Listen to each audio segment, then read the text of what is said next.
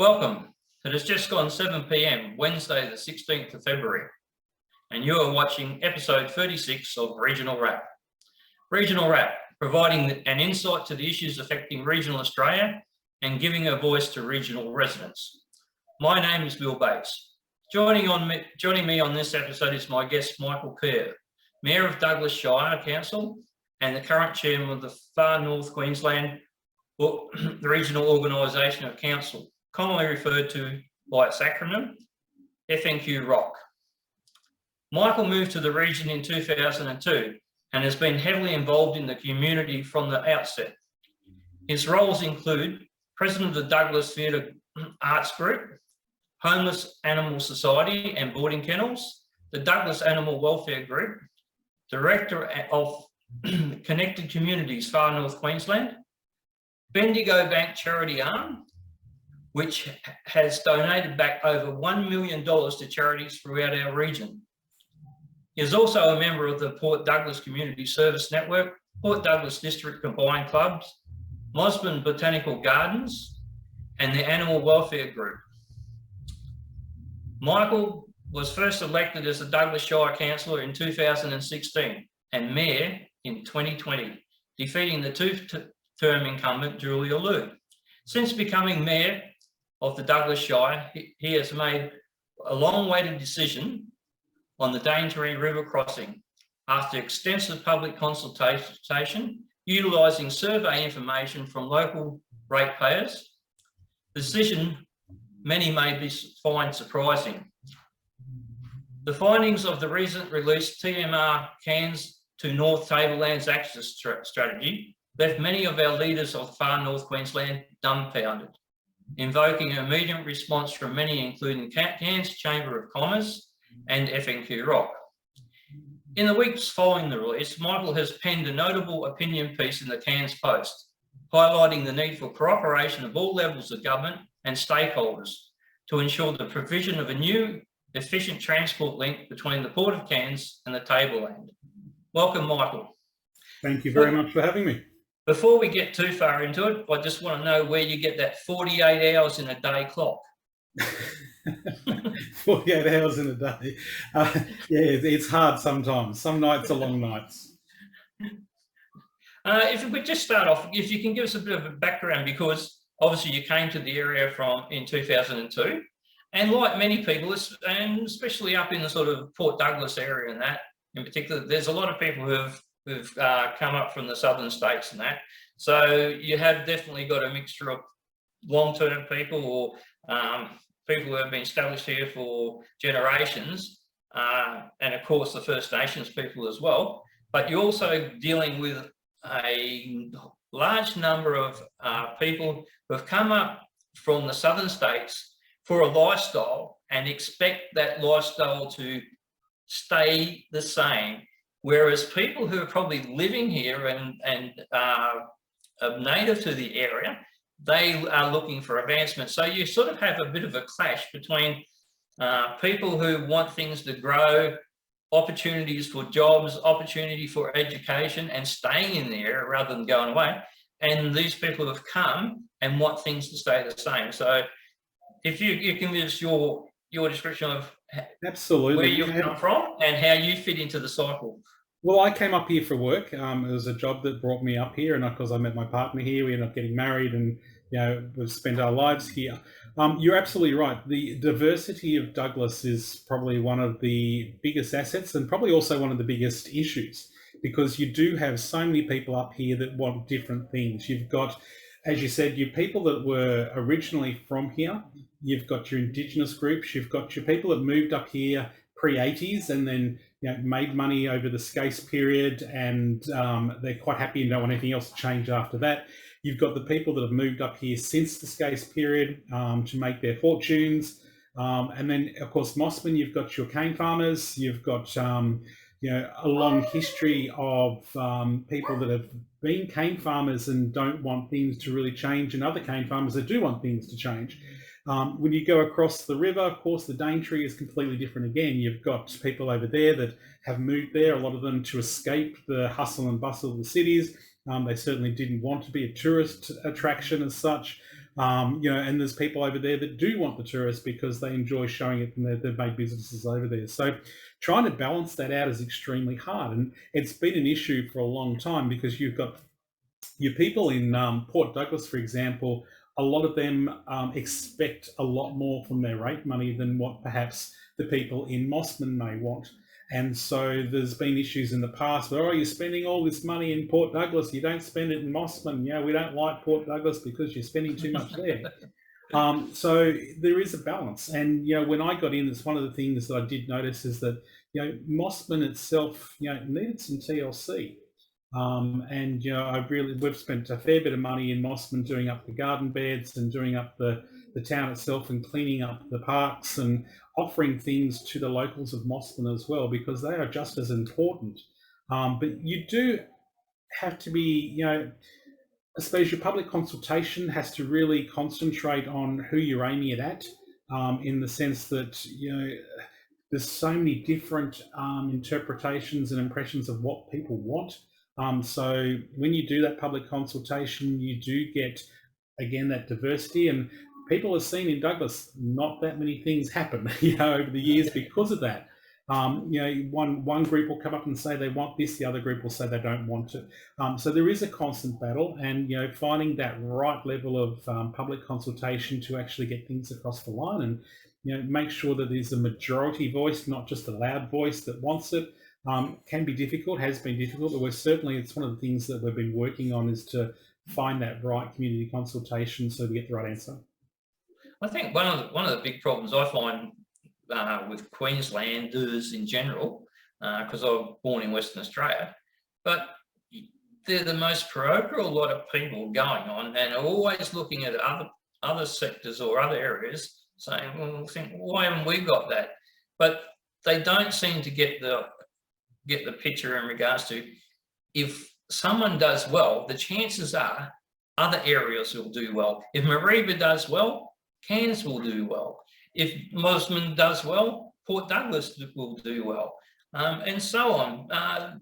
It seems to be this thing about, gee, my patch, that's what needs all the attention. And I think that probably we never had that in West Australia. We didn't have that sort of, Geraldton, Busselton, Bunbury. It was just, we're just West Australians and whatever happens, but no one had this sort of focus on themselves to the detriment of someone else. But it's just something I found since moving. Well, I saw it back in the 60s when I joined the Air Force with apprenticeships. We had people from West Australia, all over Australia, Queensland and that. And one of the things I noticed most is about Queenslanders, how they broke up into their section, different regional areas. Like if someone came from Mackay, they didn't associate with someone from Brisbane.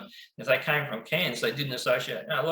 And they migrated towards people from the other states rather than it being lockstep with their own. So that's a strange sort of phenomenon I've noticed it then, and I still notice it now.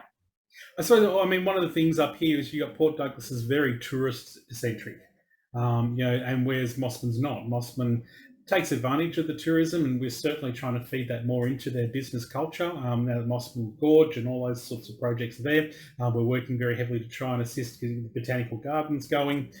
So we are trying to tap into that tourist market in Mossman as well. But traditionally, it's been Mossman's agriculture, and that's their main focus. Port Douglas is tourism. That's their main focus, and very different mindsets between the two, and it's very interesting dynamic. But I also think that a lot of people go get off the plane in Cairns, get on a bus or get transport, go to Port Douglas, and that's it. They don't do a lot. They sort of enjoy whatever the resort they're at. But I'm sure they could easily be captured into a nice day trip to Mossman Gorge, a lunch in Mossman, and so everyone can benefit if it's well marketed. And I suppose that's the trick in regards to your Shire is have that marketing ability to make sure you capture the most out of what comes your way. Absolutely, couldn't put it better myself. And that is really important to get that connectivity between the areas, and it's something that I've been pushing heavily with. And I would love to see a bus service, and I know a diesel bus service wouldn't work, but one of the things that I was trying to push for is a solar powered electric bus service. So you have the electric buses that run between Mossman, Kerr Beach, Newer Beach, and Port Douglas. And that allows the tourists to not only go to those locations, but it also allows the people who live there to get work. So if you live in Kerr, unless you've got 2 cars, you're stuck there. So by having a bus service that's regular and it runs on solar power, so it's a cheaper bus service to run, it allows people to get to Port Douglas where there's a lot of employment. But not only that, for tourists. Sorry? Not only that, for tourists, it would be a novelty, Absolutely, it'd be an absolute novelty. So it has that value as well. So it's not just actually the service, the novelty value for tourism, that sort of also helps. Yep, absolutely. And it's connecting all the areas so everyone's benefiting. And I think that's really important. If we could just move on to the ferry and the process that was adopted and why it was, it was been in discussions since ever I moved here 12 years ago. So how did it get from the discussion point to making a decision after all that time? Well, it started off with the previous administration. They did consultation that I personally didn't believe was wide enough. The consultation they did was very focused at the users of the ferry rather than the whole community that end up paying for it, and that was a big concern for me. We started off the process by, rather than saying this is what we want, we went to a tender that said these are the issues, come back to us and tell us what you would do to fix the issues. And so that's what the winning tender was based on, which was the 2 ferry contract. Now, the 2 ferry contract and all the details of it, of course, was locked into a closed session of council, which means you can't talk about it, of course. And that was frustrating because I couldn't get out the issues that I had with the contract because it was locked in a closed session. So I said that if I'm successful at winning, I will bring this back out to a consultation again and give you the figures and the data to tell you what this is going to cost you. Which was, and the figures have now shown, there's an extra $1 million that would have to be recouped from general revenue to run a second ferry. Now, to me, that's really important. The ratepayers knew that. Things like the solar-powered ferry was put out. Well, in my brain, I'm going, I don't know how a solar and an electric engine is going to draw that sort of power to pull something like that across. It just wasn't clicking. And since then it's come out that it wasn't quite a solar powered ferry, it was an electric ferry with solar powered assistance. And if there was electric, council would be the one footing the bill to upgrade all the power to the ferry site, because it was still our infrastructure, to run that electric ferry. So it was successful, of course, in the election, and I brought it back out to a community consultation. And the one thing I really wanted to do was to make sure that people had the choice. So many people over the years have been saying to me, but what about a bridge? Why can't we have a bridge? We want a bridge. And, and it was like, well, why isn't this being discussed? Now, to me, proper consultation is not a council that sits there and says, these are the options you've got. I want to know, what options do you want? And if you want a bridge, then you have a right to have a say. And it was very frustrating because, over the period when we were trying to do the consultation, it became a hate campaign as such that he wants a bridge, he wants to build a bridge. I never at any point said I want a bridge. It was never my intention to say that I want a bridge. My intention was that I wanted the community to have a fair say on whether they wanted a bridge or not, because I'd heard a lot about it. And you can't go to someone and say, well, we haven't got a bridge because the majority of people said they wanted a ferry, if you haven't done that research. And that's what we ended up doing. So from the consultation we did, we put it out, this is what this 2 ferry is going to cost. And this is, for you as a ratepayer, this is what a bridge is going to cost you as a ratepayer. You come back to us and tell us which one you prefer. Now, it did come back, of course, that they wanted a ferry service, the majority of people. And it was a big marketing campaign on the side of, vote for ferry, don't destroy the rainforest. So to me, it was a little bit skewish. But the fact is, we did community consultation. It came in with the results, and I made a commitment that I would go with whatever the consultation came back with, which was a ferry system. And so that's what we've been working on, since then. There was contracts here and there between them, which we had to sort out. And of course, we couldn't come to a agreement on what the current ferry operator believed their service was worth compared to what we believed it was worth. So when it came to the crunch that we had to make a decision, we decided, well, we have to do something to fix this situation. We can't keep having this problem where they own the ferry and they are dictating to us what they believe the service is worth. And so we made the decision to purchase the ferry to guarantee we will have a service, because if the ferry wasn't running, it's millions of dollars worth of marketing damage, it's millions of dollars worth of, tourists not being able to go there, businesses being affected. The whole Shire would have been damaged by not having a ferry running. So from a council perspective, it was far more important to keep a consistent, continuing service. And by owning the asset itself, which is the ferry, we now make the decisions on what we're willing to pay someone to run it. So the long-term benefit is far greater than the position that we were in. The probity audit that was done, because a lot of people had issues with the way it was supposedly handled, and it was poorly handled and blah, blah, blah. The probity audit clearly showed that the council did absolutely everything correctly.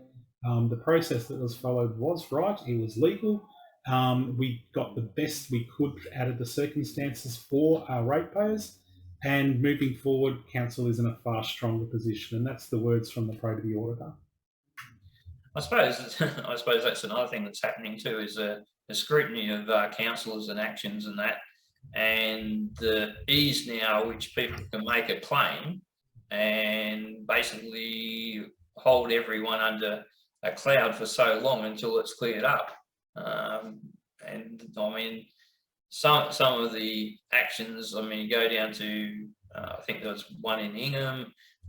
There's been obviously some serious ones, but there's been a lot of frivolous ones, but they all impact on the council itself and the individuals, and only tend to hold up progress. And maybe it's like everything, they just need to tweak those things and make sure that these vexatious or frivolous matters can be dealt with in a much quicker manner. And then anything that sort of goes over certain criteria, well, then you can send it up a level or something like that. But it is becoming a bit of an issue that needs to really be addressed. Absolutely. But one of the best things that happened was the Deputy Premier coming out and doing a reassessment of the Office of Independent Assessment. They brought in the Office of Independent Assessment to cover these issues, as far as councillors acting inappropriately. But you're absolutely correct. There was cases where it was 7-8 months of supposed investigation that was taking because the staffing levels weren't there to deal with the amount of complaints that they were getting, because it became an open slather that you can just report your councillor because they said something that you don't like. And then next thing, there's wages and the amount of staff time that's wasted investigating things for the OAA as well. It just became ridiculous. One of the ones I got was I had a lady who, she has always been an opposition of mine. She is good friends with the previous mayor. She'd write comments on my Facebook page, and it got to a point where I don't want you writing these things on my Facebook page. You have got your own Facebook page. You can write whatever you like on that. You don't need to comment on mine. So I blocked her. It was at the point that it was affecting me mentally every time I looked at my own Facebook page. There was comments. And it's like, this is ridiculous. So next thing, I've got this letter, that the misconduct complaint has been put against you for blocking this lady on Facebook. Sorry, why are we wasting taxpayer money in Brisbane looking at something like that? Crazy. And these are issues as well. And you've got the mayor of Belcarden, who criticised the state government as far as their vaccination rollout went. Again, someone lodged a complaint against him, and this is being investigated. We are voted in by a majority of people to do a job. And if you can't do that job without, feeling at risk that you've got to be cautious with every single word you say, you can't do that job properly. So I'm glad he's looking at this now to investigate, to make it. At the end of the day, their decisions actually need to benefit the people who are paying for it, which is the taxpayers. So what benefit can come out of these frivolous cases that they're wasting solicitors? They're paying solicitors to do this. So there's no benefit out of that. There has to be legitimate complaints that they should be investigating, not these frivolous ones. I suppose it's going to be a while before we get to that stage where only the serious matters get dealt with. If we can just move on to another area with the Douglas Shire, can you give us a bit of an idea of what some of the major issues facing you going forward? Like Cairns at the moment, we've got a bit of a campaign here for people to get behind the Cairns Council's plan to get water security by taking water out of the Mulgrave and pumping it through and things like that. What about your water position and maybe other utilities or services that need some action going ahead? Well, we're absolutely in the same boat. The Mossman Inlet is our main inlet that we draw water from the river. Each year, as the water level drops, which is usually that period between August and December, it gets lower and lower, which means we are only allowed to draw less amounts of water out of it. And of course, that's our busiest time when we have the most tourists here. So the usage goes up tenfold. The amount we're allowed to draw drops down tenfold, and we're always having to go into water restrictions. That needs to get sorted. We can't allow the Shire to grow because we don't have water to actually sustain the people that are here now.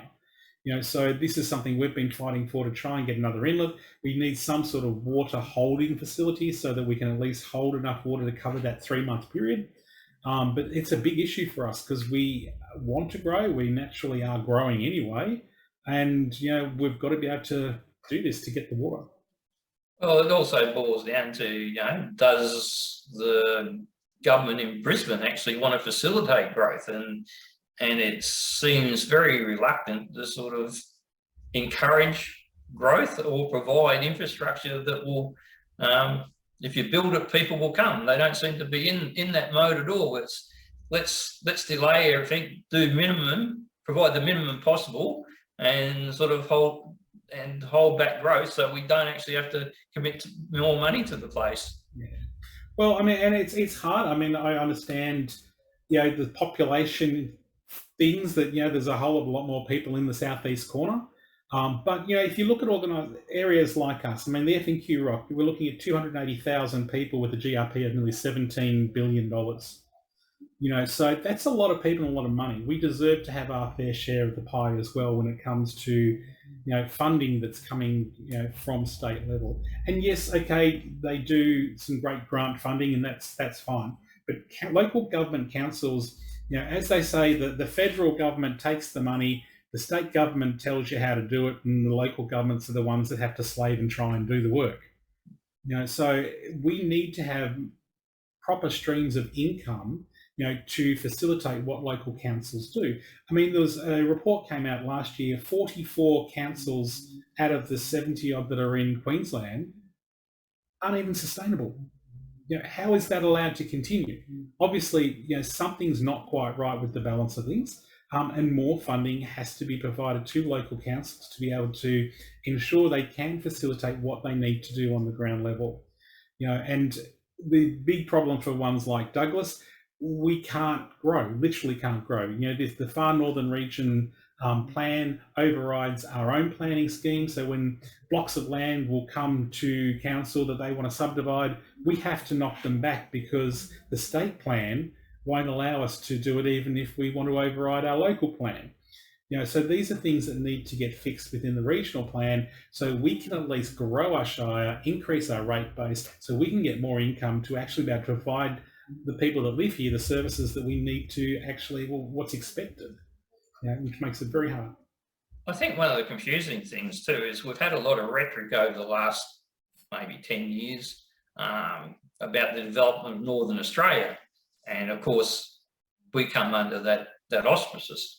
there's an Office for Northern Development in the Commonwealth Government. If you look at there's Department of Regional Growth and Development in our state.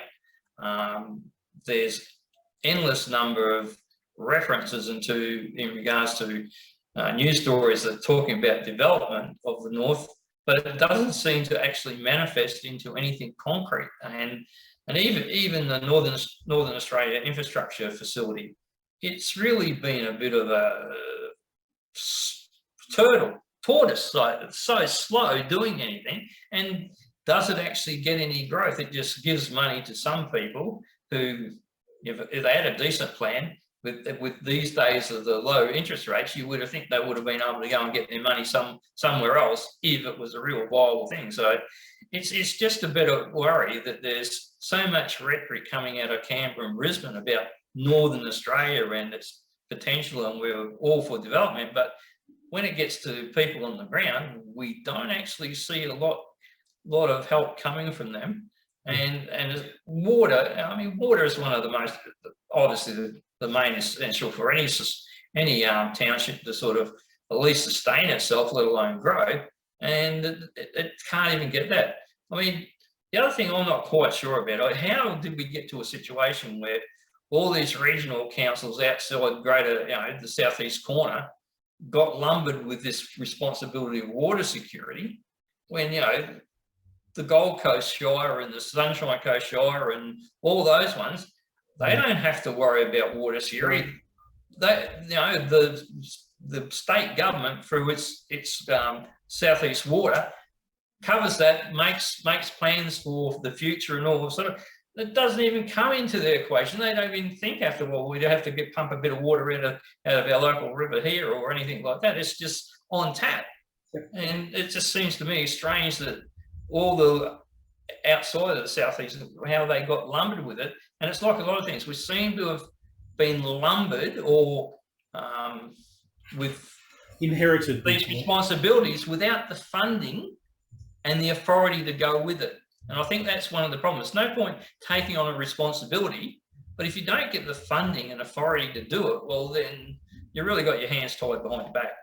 Yeah, couldn't agree more. And there are numerous things that happens, and it's something that councils have to be very careful with as well. I mean, they've been really good with these grant funding, saying, okay, we're going to give you money to build this infrastructure.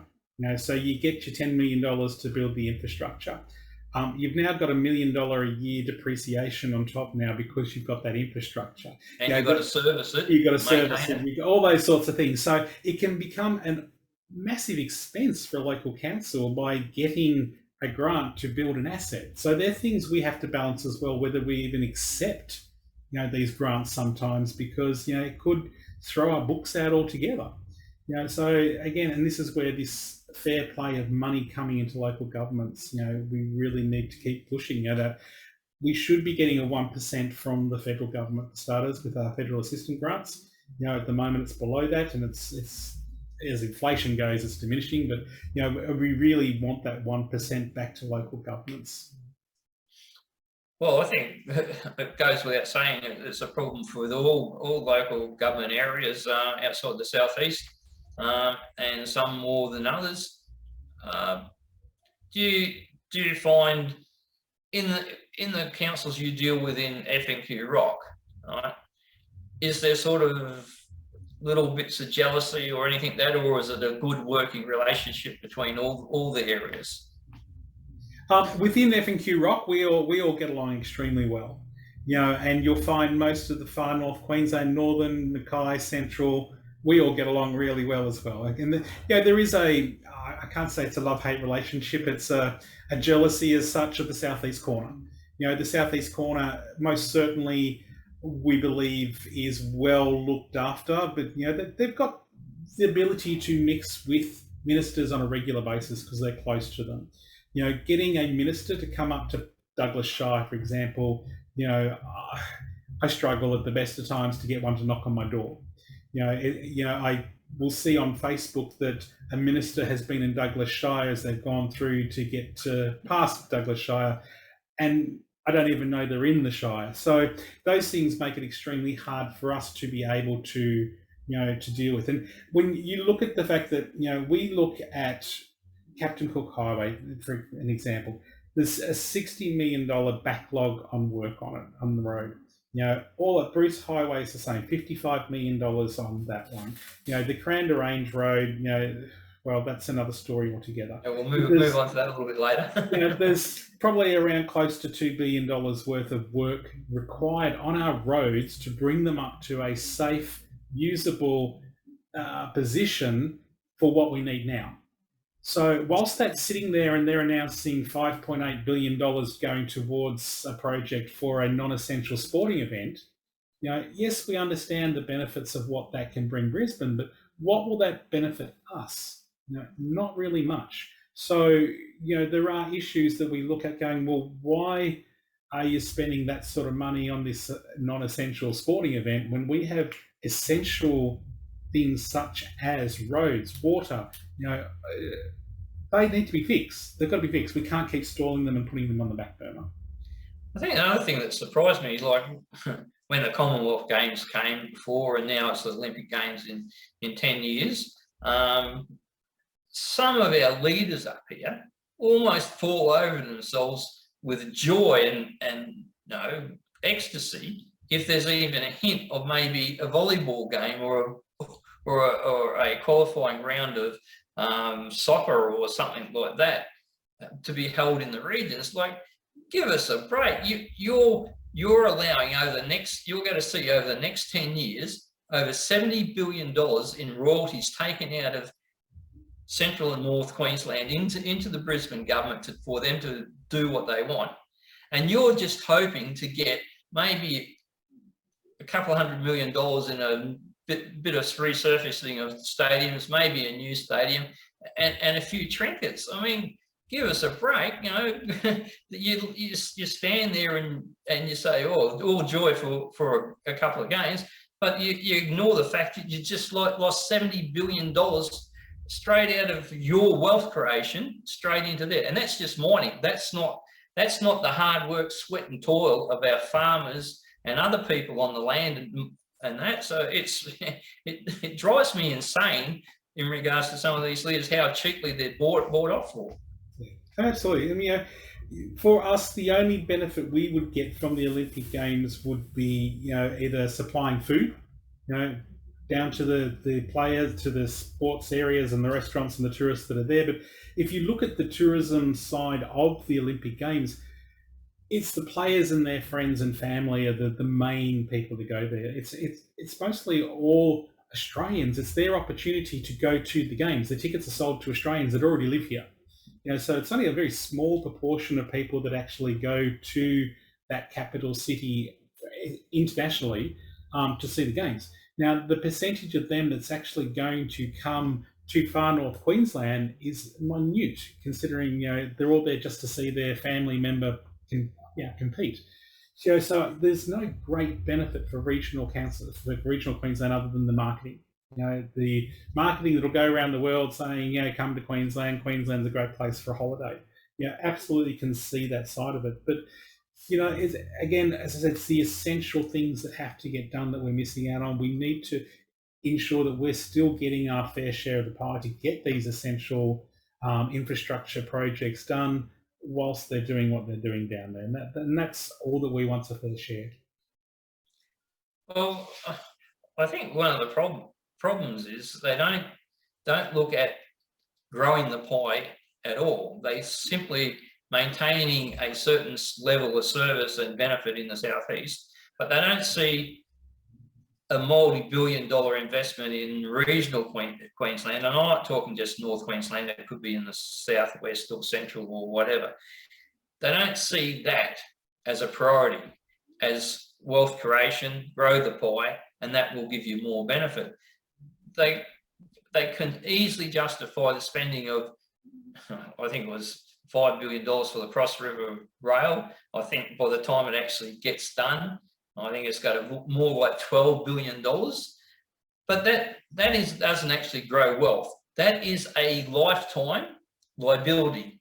You have to maintain and service that tunnel to a highest possible standards. And the other thing is every journey that's taken through there, you have to actually subsidise. Now, I'm aware, going back about 4 years ago, it was estimated in southeast Queensland that every public transport journey was subsidised to the tune of $11. Now, that is not wealth creation. That is not a long term.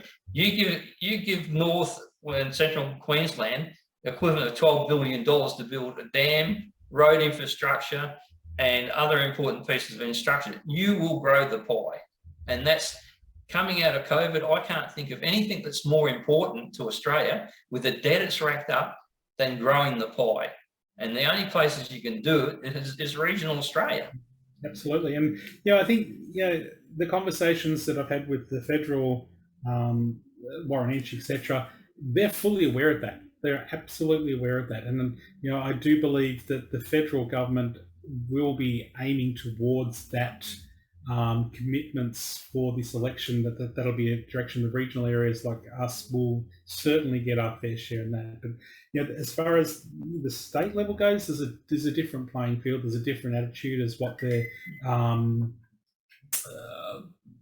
wants and needs and beliefs are for the region.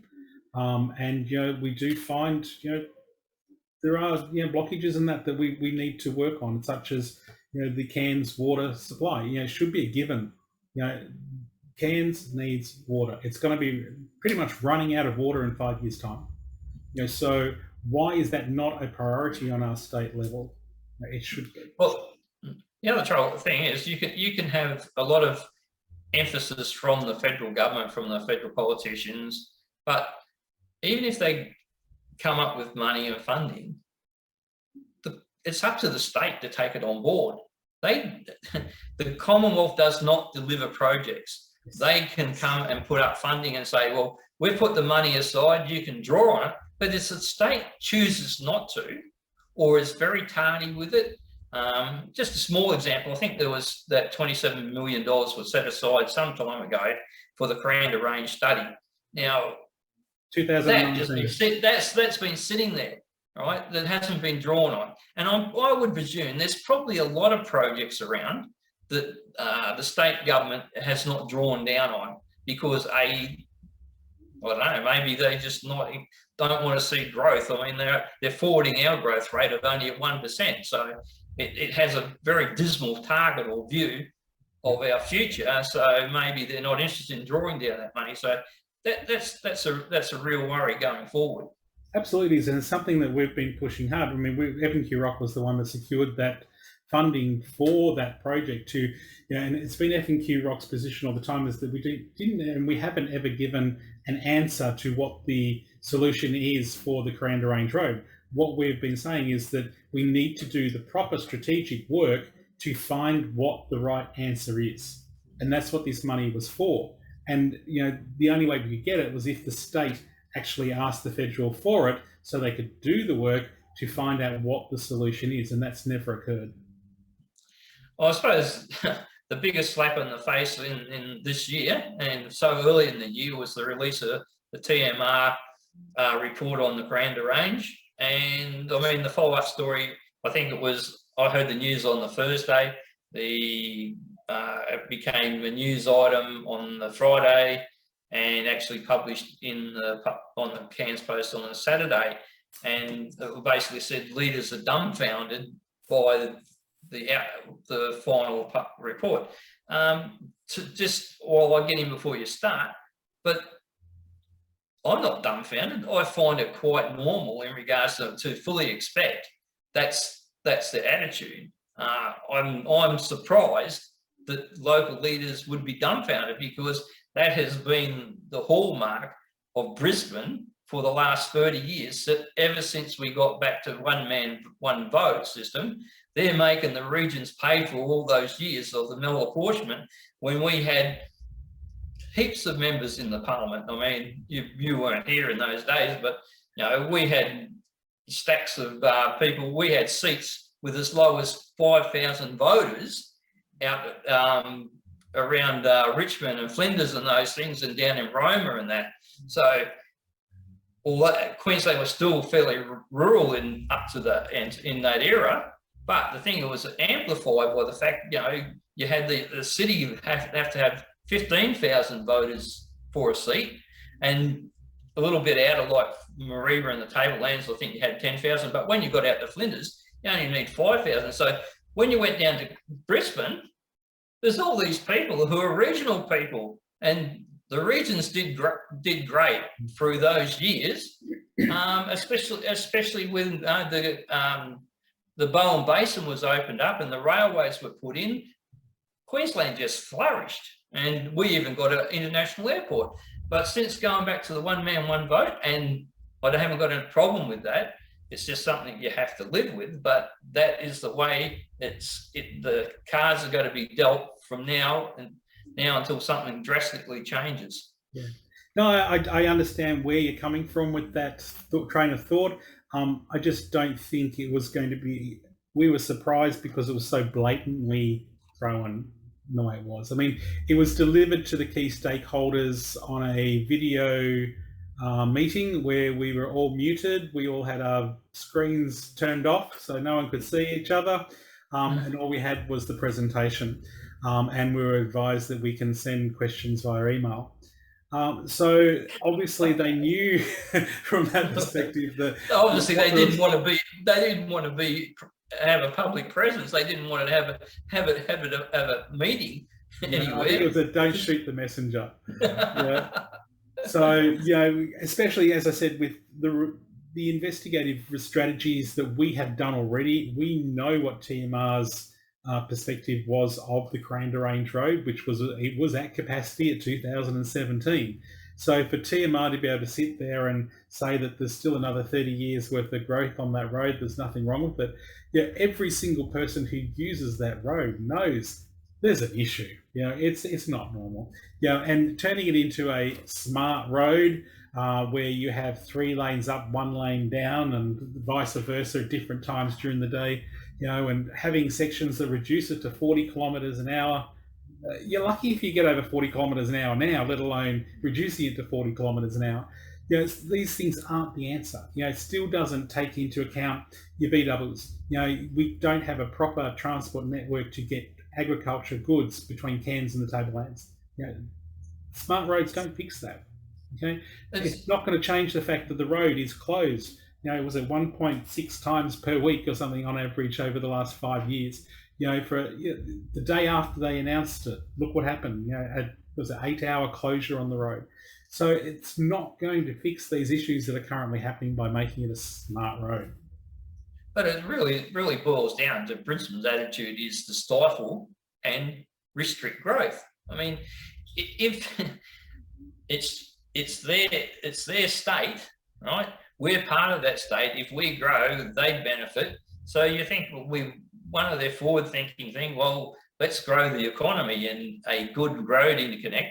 I mean, they just spent zillions on the Toowoomba connector motorway because it was worked out that it's a vital economic link.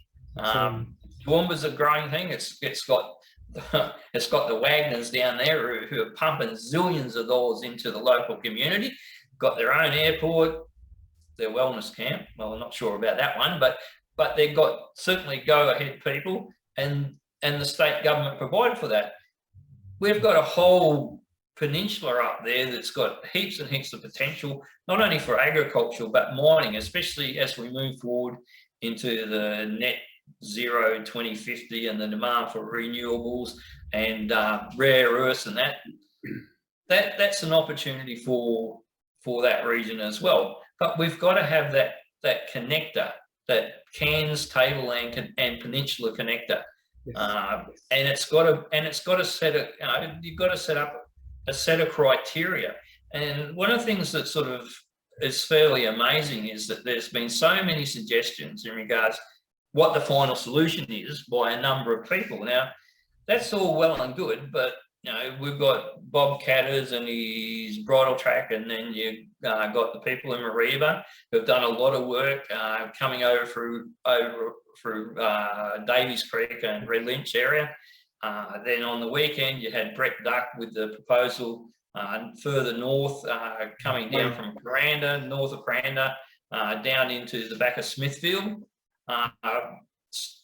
Couple of those, and I think there's another one as well with a full tunnel. So there's a lot of people coming up and spending a fair bit of time and effort into these solutions. But the thing that my background is in defence with electronics initially, but logistics and then sort of project development and acquisition. And we never started off anything without coming up with a set of requirements, the critical criteria, what you have to meet. And to me, that has to be the first thing. There's no point having these schemes if you don't get if they don't meet the specified criteria. And so, with FNQROC and the Chamber of Commerce, do you have a plan to come up with this sort of, or get some sort of scoping in to come up, what are the requirements for the connection, whatever it may be, wherever it may go, to get from Cairns Port to the Tablelands and beyond? Exactly, and that is what that money was put aside for, that the federal had, because we never want to give what we believe the answer is without getting the actual factual data. And actually, there's been so many examples of people who come forward saying this is the best way, that's the best way, that's the best way. It's not till you actually do a proper access strategy to find out, one, what do we actually need? How much do we need? What do we need in 20 years' time as well? Are we growing? Are we not growing? What's the story? We need all that to be put down first, find out what we need, and then find out the way to do it. And then once you actually have a couple of options that, okay, these two are the best ones, now let's look at them in much more detail to find out, okay, which one's going to be the best one to actually do. But you can't do that unless you do all the homework in the first place to find out what it is you actually need. What's the answer? Well, part of that criteria is you have to identify the volumes and the types of materials that are going to be taken over that road, and what constraints and restrictions is going to be obstacles for transporting those goods. Like a lot of people suggested tunnels, but my understanding is you can't put explosives, fuel, and a lot of other stuff into tunnels. It's just not allowed. And the other thing, of course, comes a problem with oversized vehicles. So if a tunnel option comes up, that's going to restrict what can go through the tunnel. And does that make now the environment, or does that now impinge on future economic growth because you're constrained by that road you just spent $1 billion to get into? So unless we've got that criteria set out that we've got to get double Bs up, we've got to get fuel, we've got to get oversized, overweight vehicles, we've got to have, this is the amount of movements we expect to have initially, this is what the growth rate is, and it's got to last for 50 or 100 years, so this is the growth rate it's got to sustain for the next 50 to 100 years. Absolutely. And that's got to be the starting point, not the starting point can't be the design or the route that you come up with. To me, that's... And that was the problem with this report. This report was based on one answer that we don't even know is the correct answer, and it was formulated by a planning scheme that actually clearly states, while managing urban growth is a key focus. Okay, so that's the plan that they're currently working off, and so that's how they can get away with saying, well, we're still at 30 years of growth because it's growing so slowly because of the restrictions we have on it. Yeah, well, that's one of the things that I've sort of been pointed out to me by Cummins Economics. We had growth rates going back some years ago over 4% per annum, and then I suppose it would have been the natural situation started off probably in 2007 with the GFC. But then since then, the constriction has been maintained through the lack of deliveries. And they're right, for the last more than 10 years, we've only been growing at 1%, but that's the constraints that have been put on us, not the deliveries of infrastructure that should be there to allow for growth. So it's it's fairly, well, to me it's fairly annoying, but it must be frustrating for people who actually want to see growth and development of their regions. Yeah, and COVID has highlighted this because it's no longer just a natural growth that's happened. It's an extreme natural growth because people have moved from the city areas to the regional areas. And it's happened just without advertising. They've just said, right, we're moving to the country. They've moved. They've taken up now a lot of the accommodation that used to be for other things like employees. So like regions like Port Douglas, for example, we turned over, was it over 10% of our residential properties in 12 months? Over 1,000 properties turned over in Douglas. A phenomenal amount. And all these houses that were used to house employees have now been taken up with semi-retired people that are just enjoying living here. So we now have a massive issue that, one, we don't have staff at the moment because we've lost most of our backpackers and the tourists, the working tourists. And when we do get them back here, where are we going to put them? We've either lost all these houses to people now living in them, or we've lost them to Airbnb. So Airbnb is the first one that we need to work on to get those properties back into our rental pools, rather than holiday lets, to actually house employees to work the businesses that are here now. And I also expect the gradual sort of focus on tenants' rights over the years has also curtailed or certainly put off a lot of landlords to the extent that they actually sell out because they just can't be bothered with the restrictions anymore, and basically can have to get bad tenants and do very little about it. So the government's got it's caused a lot of problems in regards to that by disaffecting landlords. Then of course we add to that the insurance and everything else that goes with it. Yep. You can see the sense in people going, oh, I'll just go Airbnb, go for the big bucks.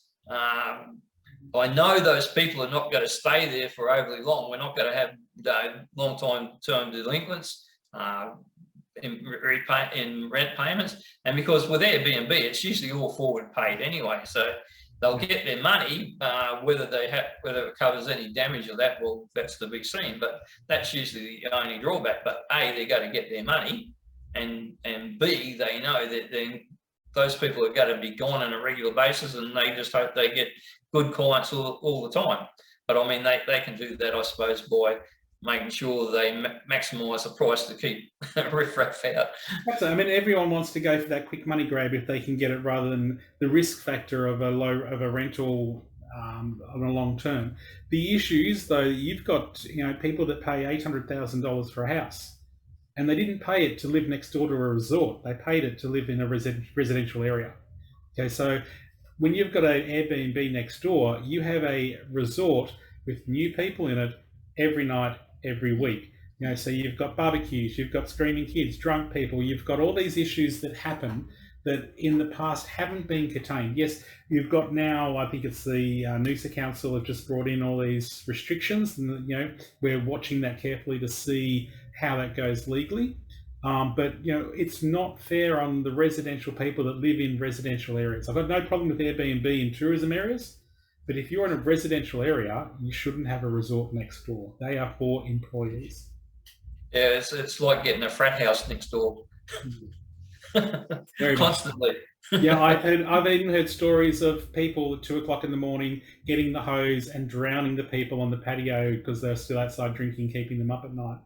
So people get frustrated, they get angry, and that certainly isn't a good thing when to keep people living in your region.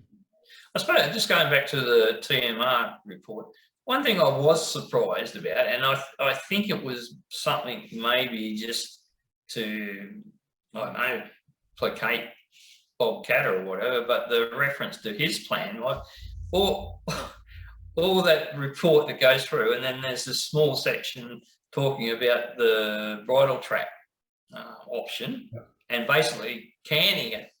But I just wonder why why you'd even put that in, other than you felt like you needed to or something, because it didn't add anything to the report. It was nonsensical. No, it weakened the report.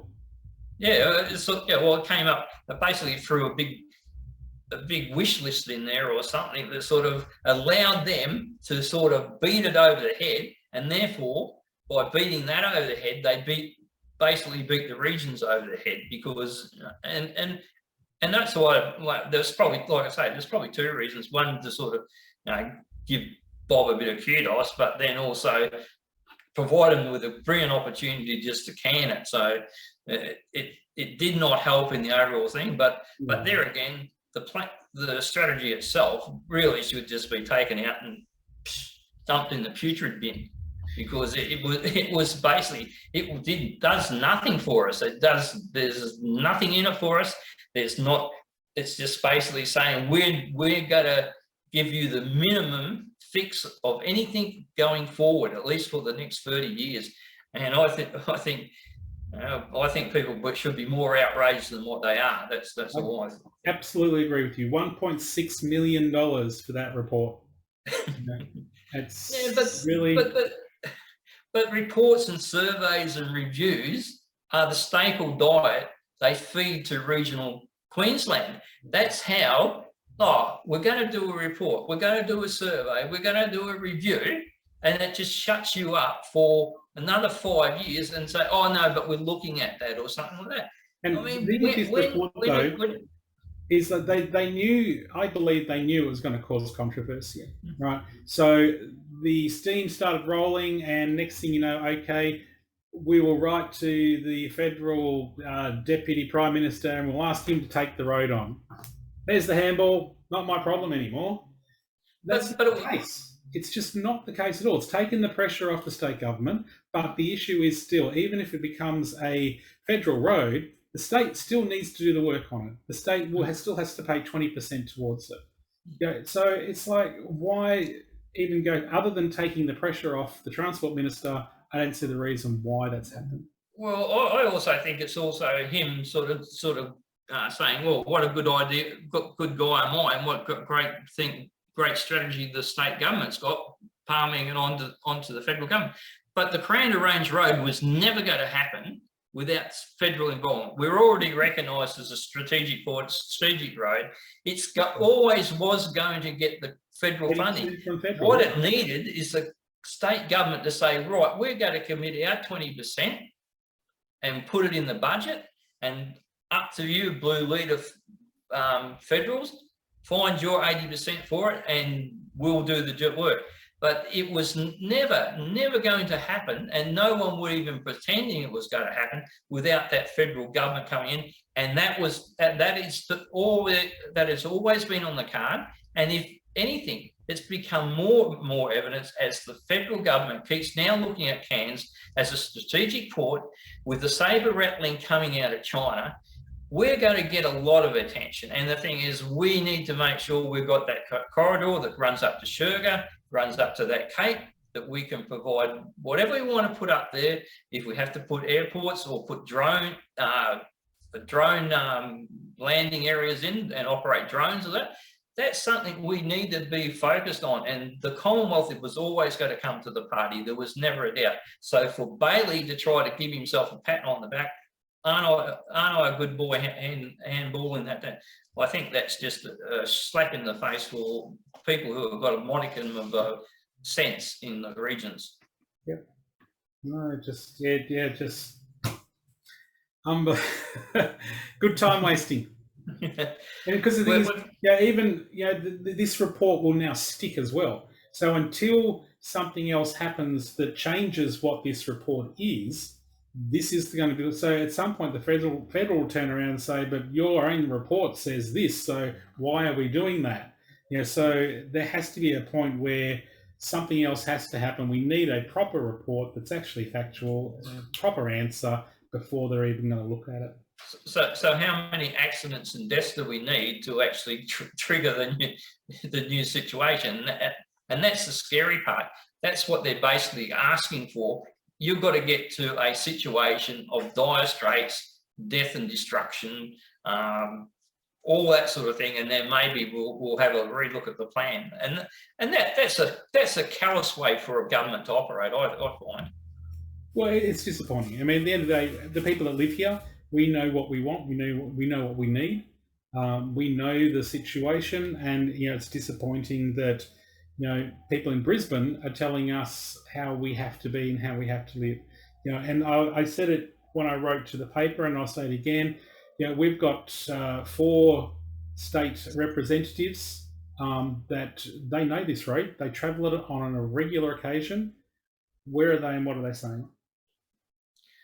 We've gone over the hour now, but it was just a one up. But just touching back on the Douglas Shire, the job opportunities in the future and industries. What's there? I mean, the mill's always going to be in a precarious position as urban development approaches on cane fields and that takes away from the supply. I mean, there probably is an opportunity if the tablelands cane gets going a little bit more, because they do grow it up there. So maybe that can be a saviour. But what's the future for Douglas in regards to specific industries and overall employment going forward? It's a multi-million-dollar question, that, and I wish I had the exact answer. But tourism's never going to disappear, but we do need to diversify, and that's one of the things that I've been pushing on with our economical development officers, is to start working out what sort of industries can we have here. And we know that if the mill does diversify into more bio products, and we get the botanical gardens across the line, education is going to be one. So getting those scientists in that sort of level there. I believe JCU are very keen at the botanical gardens, gets across the line as far as tropical plants go and getting involved in the education system there. And again, also with the mill, if they start going into bio products, a high level science type of industry will be there as well, and that can grow from. It's a hard one, because you have to be able to grow the region, to grow the businesses, to grow the products, to be able to grow the employment. So it's we looked at when I first got in, and I still believe that aged properties, retirement villages, etc. You get that group in that are in that 50 to 70-year-old bracket where they're not quite retired yet. They're still willing to do some small bits and pieces here and there, but they like services. They've got their own self-funded money, so they buy a property that after they've sold their big property, they've got cashed up, so they can afford services. And those services are the ones that fill the gaps when the tourism side of things drop down. So bringing up the aged population, the old saying, build it and they will come. If you bring the more aged people here, the more doctors, surgeries, etc. will need. Draw those people up here.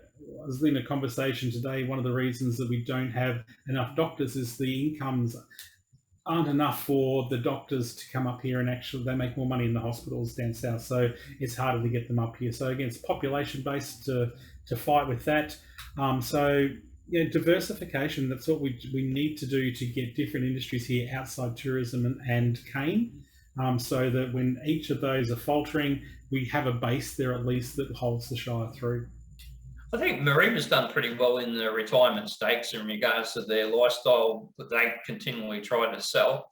And it has, I think Mariba's the fastest growing Shire.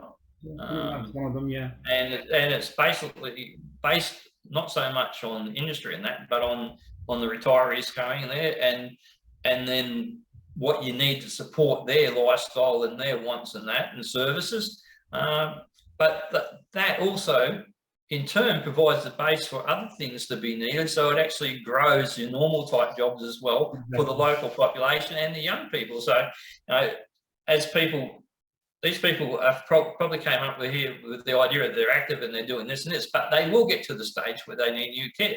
So you're going to have opportunities for young people in the aged care thing, in the medical and all that sort of stuff. So it's self-perpetuating, and if only Brisbane saw that as these are the things you do to make growth and things happen, it will be all so much simpler for us.